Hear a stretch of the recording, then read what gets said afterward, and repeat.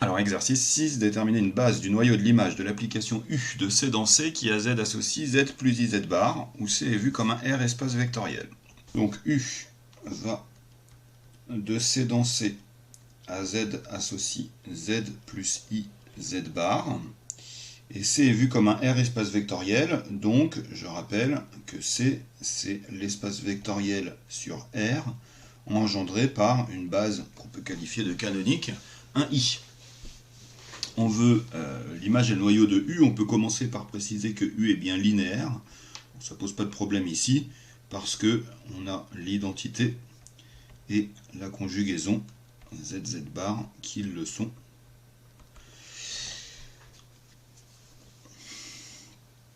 Ensuite, on veut déterminer l'image et le noyau.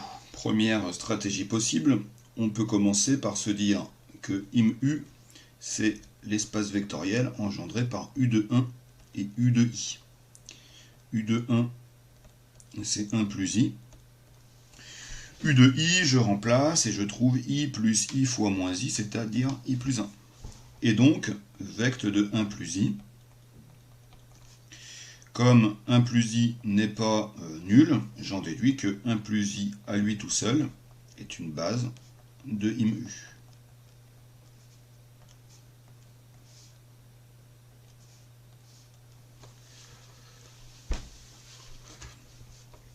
Et le U de I qui est égal au U de 1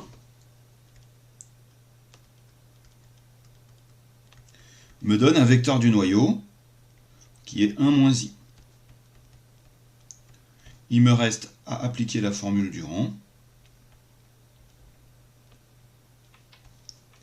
qui me dit que la dimension de ce noyau, c'est la dimension de l'espace de départ, c'est-à-dire 2, C est vu comme un R espace vectoriel, moins le rang, c'est-à-dire la dimension de l'image, c'est-à-dire 1, et donc mon noyau est de dimension 1.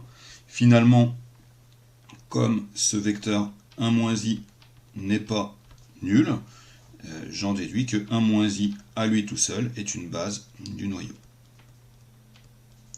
Et j'ai terminé de répondre à la question.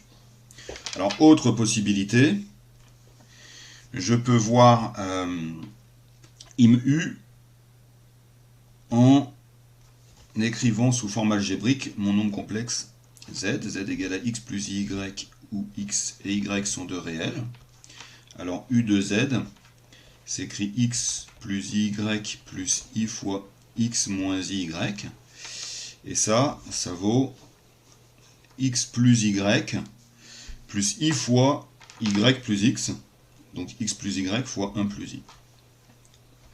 De là, je déduis que IMU égale à vecte de 1 plus I. Et donc je vais retrouver que 1 plus I est une base de IMU.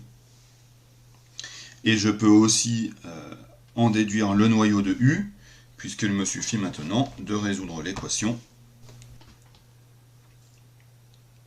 U de Z égale à 0 est équivalent à X plus Y fois 1 plus I égale à 0, qui est équivalent à Y égale à moins X, qui est équivalent à Z s'écrit X fois 1 moins I. J'en déduis que car U, c'est l'espace vectoriel engendré par 1 moins I. Ce qui me permet de retrouver mes deux bases.